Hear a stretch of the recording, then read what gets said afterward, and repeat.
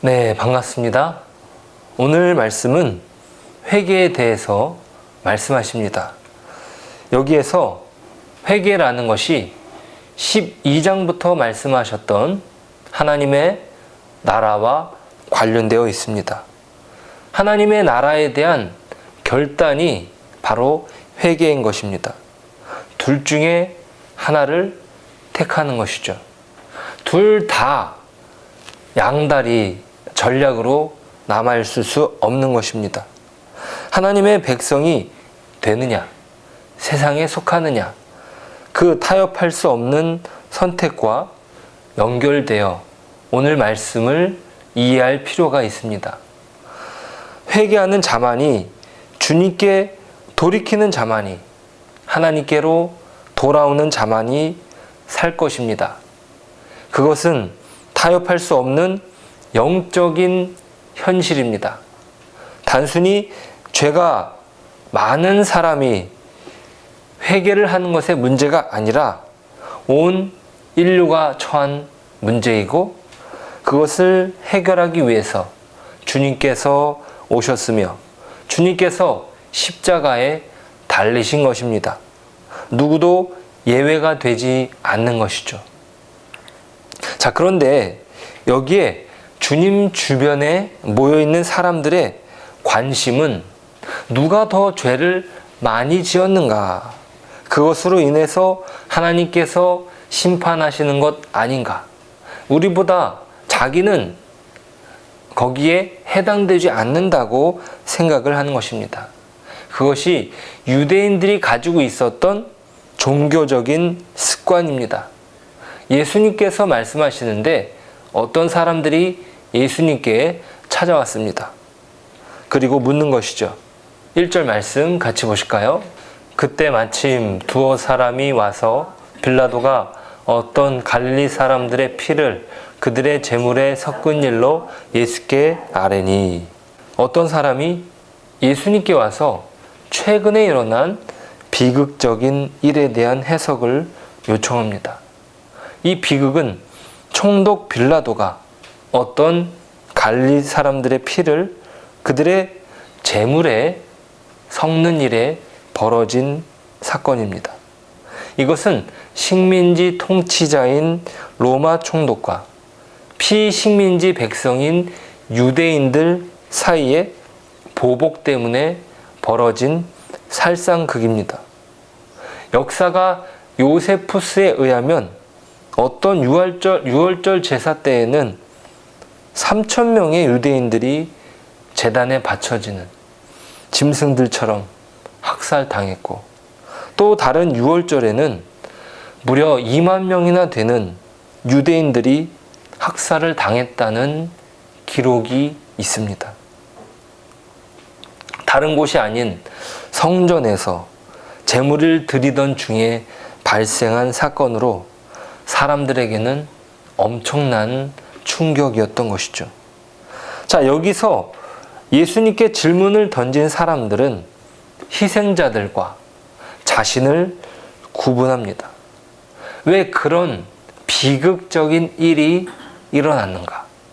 그들이 우리가 알지 못하는 죄를 저지른 것이 아닌가?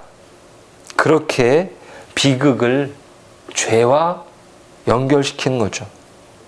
예수님의 답변에서 이러한 유대인들의 죄에 대한 생각이 반영되어 있습니다. 2절 말씀 같이 보실까요? 2절 대답하여 이르시되 너희는 이 갈릴리 사람들이 이같이 해 받음으로 다른 모든 갈릴리 사람보다 죄가 더 있는 줄 아느냐? 자, 그들은 생각하기를 이러한 비극 속에 그들이 저지른 죄악을 떠올립니다. 이러한 태도는 욥의 친구들이 욥을 대하면서 욥은 죄를 많이 지었을 거야. 그러면서 욥에게 계속 이야기했던 것이 무엇입니까? 야, 너가 지었던 죄를 한번 생각해봐. 그러니까 너가 이렇게 고통 가운데 있는 거 아니냐, 고난을 받는 것 아니냐라고 말했던 그 욥의 친구들과 마찬가지입니다. 자, 그런데 예수님께서는 그들이 가지고 있던 생각과 다르게 말씀하십니다. 희생당한 갈릴리 사람들이 다른 갈릴리 사람들에 비해 죄를 많이 지어서 그런 비극을 맞이한 것이 아니라는 것이에요. 굳이 따진다면 식민지 백성을 사륙한 빌라도의 국가적인 폭력 혹은 빌라도 개인의 악행으로 자행된 비극인 것입니다. 예수님의 관심은 나머지 사람들의 회개입니다. 3절 말씀 보실까요? 너희에게 이르노니 아니라 너희도 만일 회개하지 아니하면 다 이와 같이 망하리라. 회개하지 않을 때 맞이할 심판을 경고하십니다. 세상에 불을 가지고 오셨다는 12장의 말씀이 회개로 촉구하시는 거예요. 이렇게 촉구하시는 회개는 5절에서도 똑같이 반복이 됩니다. 5절 말씀 읽어보실까요? 너희에게 이르노니 아니라 너희도 만일 회개하지 아니하면 다 이와 같이 망하리라. 네, 아까 봤던 3절과 똑같이 반복이 되고 있습니다. 5절에서도 회개를 말씀하시는 것은 예루살렘의 망대가 무너져 밑에 있던 사람들이 그 망대에 치여서 죽은 사람이 18사람이었습니다. 이것도 이들에게는 그 죽은 사람들이 다른 사람들보다 죄가 더 있는 것으로 여겼던 것이에요. 갈릴리 사람이든 예루살렘 사람이든 상관없이 회개하지 않으면 심판이 임하는 것입니다. 폭정에 의해서 사람이 죽든지 아니면 전혀 예상하지 못했던 재해를 만나든지 모든 것이 하나님이 개입하신 것처럼 말하거나 혹은 그 사람들의 죄가 많아서 그랬다고 말해서는 안 되는 것이죠. 도리어 심판은 예수님의 말씀과 그의 삶을 보고서도 그가 하나님이 보내신 하나님의 아들인 것을 믿지 않고 회개치 않는 자에게 임하는 것입니다. 자, 그런 차원에서 무화과 나무의 비유가 있는 것입니다. 회개를 주님께서 촉구하시는 가운데 그 회개에 합당한 열매가 맺어져야 한다는 사실을 무화과 나무의 비유를 통해서 하시는 것입니다. 세상은요, 죽음으로만 끝납니다. 하지만 하나님의 나라는 창조와 부활로서 생명이 있습니다. 이러한 분리는 아주 근본적인 것으로서 무화과 나무라는 것이 단순히 나무가 아니라 이 말씀을 듣는 사람들을 의미합니다. 즉 그리스도를 따르는 사람들입니다. 그들이 회개하여 세상에서 주님께 돌아왔다면 반드시 열매가 맺어져야 된다는 것이에요. 자, 오늘 본문의 비유에서 어떤 사람이 자기 포도원에 무화과 나무를 심었습니다. 자, 그런데 그 나무에서 열매를 보지 못하고 있어요. 그것도 3년이나 지났는데 말입니다. 자, 그러니까 주인은 찍어버릴 생각을 가지고 있습니다. 찍어버리라고 그 포도원 지기에게 말합니다. 열매를 맺지 못하는 과일 나무는 아무 소용이 없기 때문이죠. 자, 그런데 포도원 지기가 1년만 기회를 달라고 요청합니다. 8절 말씀 같이 보실까요? 8절 말씀, 대답하여 이르되 주인이여 금년에도 그대로 두소서 내가 두릅하고 거름을 줄이니 이후에 만일 열매가 열면 좋거니와 그렇지 않으면 찍어 버리소서 하였다 하시니라. 자, 더 가꾸어서 열매를 맺을 것을 기대하고 만약 열매를 맺지 않는다면 그때 찍어 버리자고 제안합니다. 자, 이 비유의 말씀은 무엇을 의미하는가 했을 때 우리는 갈라디아서 5장을 통해 분명하게 확인할 수 있습니다. 5장 22절, 23절 한번 보실까요? 같이 읽겠습니다. 오직 성령의 열매는 사랑과 희락과 화평과 오래 참음과 자비와 양선과 충성과 온유와 절제니 이 같은 것을 금지할 법이 없느니라. 아멘. 자, 갈라디아서에서는 성령의 열매를 말합니다. 여러 열매들이 있는데 이것이 권유형으로, 그러니까 열매를 맺으면 좋겠다 이런 식으로 언급되는 것이 아니라 23절에 보시니까 온유와 절제니 이 같은 것을 금지할 법이 없느니라. 금지할 법이 없다라고 말합니다. 자, 이것은 무엇을 말합니까? 성령의 열매는 반드시 나타난다. 이것을 금지할 법이 없다라고 말합니다. 성령의 열매를 맺어야 좋다고 그렇게 권면하는 것이 아니라 당연히 결과되어지는 열매가 있다는 것이에요. 자, 그러니까 사과나무가 되면 사과 열매가 맺히는 것이고 대추나무라면 대추 열매가 열리는 것이죠. 그것을 금지할 법이 없는 거예요. 나무가 있다면 당연히 나무에서 파생되는 결과가 열매라는 것이죠. 자, 이 말씀은 무엇을 이야기하는가? 자, 그것은 우리가 그리스도인으로 부름을 받았다면 그리스도인으로서의 열매가 반드시 맺힌다라는 사실을 말씀하시는 거예요. 그러니까 나무는 어떤 면에서는 정체성을 의미합니다. 정체성. 그러니까 나무가 나무 된다면 반드시 그 열매가 맺어진다는 거예요.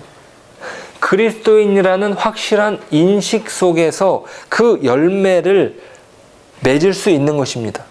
그런데 그것에 대한 인식이 없어서 갈팡질팡. 그죠? 예수님께서 말씀하시는 것은 불을 내리러 왔다라고 하면서 둘 사이에 선택을 말씀하시는 거예요. 자, 둘 중에 하나님의 나라를 선택한 자라면 반드시 그에 대한 열매가 있다라는 것이에요. 자, 그런데 갈팡질팡, 그러니까 자기 정체성이 모호한 상황 가운데에는 열매가 맺어지지 않는 것입니다. 진정한 돌이킴, 즉 회개가 있어야 그에 합당한 열매가 맺혀집니다. 그렇게 오늘 본문은 회개가 강조되고 있습니다. 이 회개의 열매는 단순히 어떤 사람이 죄를 많이 지었으니까 저 사람은 회개를 해야 마땅하다. 그런데 이렇게 손을 놓고 있는 것이 아니라 모든 사람에게, 그러니까 나도 그 회개가 적용이 되는 것이에요. 그리스도를 따르는 어떤 결단, 그 선택이 모든 사람들에게 주어진 것입니다. 그래서 예수님께서 말씀하시는 것은 회개하는 것에 대해서 반복적으로 말하고 있는 것이죠. 그리고 회개가 그에게 임했다면 그 회개에 합당한 열매는 반드시 맺어지게 되는 것입니다. 진정한 그리스도인으로서의 자기 전환이 필요한 것입니다. 자, 우리가 신자로서 기독교 신앙이라는 것이 어떤 세상적인 보상이 주어지는 것이 아니에요. 세상적인 성공에서 확인되는 것이 아닙니다. 내가 예수를 믿으니까 내가 하고 있는 일이 잘 되고 있다. 내가 성공하고 있다. 이것으로 보상되어지지 않습니다. 우리가 오해하는 것이 바로 그것입니다. 하나님의 나라에 속했다는 사실이 이 세상과 근본적으로 분리되는 것입니다. 그런데 이것을 아직 잘 모르고 분별하지 않는다면 12장의 말씀처럼 지혜로운 청지기로서 이 분별이 없다면 합당한 열매가 맺어지지 않는 것이죠. 자, 우리에게 맺어지는 열매는 무엇입니까? 온유입니다. 사랑입니다. 오래 참음입니다. 우리가 그리스도를 믿어서 세상 속에서 보상을 많이 받는 것이 아니라 오래 참음으로써 그 열매를 받아 열심히 주를 따르지만 여전히 현실적인 어려움에 허덕이고 있다는 막막함이 있다면, 아니 그것이 무슨 열매인가 우리가 말하겠습니까? 하지만 성경은 그렇게 말하지 않습니다. 우리가 확인하는 것은 하나님의 통치와 그 나라에 속하자, 그리고 그에게 맺어지는 성령의 열매라. 그것이 바로 오래 참음인 것이죠. 우리가 어떤 나무인지 거기에서 확인되는 것입니다. 내가 어떤 나무인가, 그래서 나는 어떤 열매를 맺는가라는 것이, 우리는 하나님의 자녀입니다. 그런데 이 하나님의 자녀로서의 정체성을 거부하고, 그러니까 자기가 아들인데 그 아들이라는 정체성을 거부하고 세상을 떠나간 것이, 세상을 따라가고 있는 것이, 그러면 우리는 열매를 맺지 못하는 것이에요. 자, 우리에게 주님께서 말씀하시는 것이 바로 그것이에요. 주님께 돌아와라. 주님께 뿌리를 내려라. 그러면 너희에게 반드시 열매가 맺혀질 것이다. 주님 안에 뿌리를 내리지 않으면, 주님 안에 그런 선택이 없으면 열매는 맺을 수 없는 것이. 자, 그런데 주님께 뿌리를 내릴 기회를 주시는 것이죠. 주님으로서의 그 정체성을 확인하라고 말씀하시는 것입니다. 그것으로 우리는 열매를 맺을 수 있습니다. 그것은 성령의 열매입니다. 우리 갈라디아서 말씀을 다시 읽어보실까요? 5장 22절, 23절. 오직 성령의 열매는 사랑과 희락과 화평과 오래 참음과 자비와 양성과 충성과 온유와 절제니 이 같은 것을 금지할 법이 없느니라. 자, 이 열매를 우리가 그리스도 안에서 뿌리를 내려 하나님의 사람으로서 이 땅에서 맺어가는 저와 여러분 되시길 주님의 이름으로 축복합니다. 기도하겠습니다. 하나님 아버지, 은혜를 감사합니다. 예수님께서 십자가를 지심으로 우리는 하나님의 자녀가 되었습니다. 이제 세상의 자식이 아니라 하나님의 자녀로서 열매를 맺어가야 하는데, 우리가 하나님의 사람이라는 그 사실을 온전히 깨달으며 회개에 합당한 성령의 열매를 맺어가는 저희들이 되게 하여 주옵소서. 이 땅에서 신자된 구별을 우리가 갖게 하시고 그 자랑과 영광으로 오늘을 살아가게 하여 주옵소서. 더 사랑하고 용서하고 용납해 주며 기다려주고 이해하고 참아주는 그런 주님의 사람이 되게 하옵소서. 예수님의 이름으로 기도드립니다. 아멘.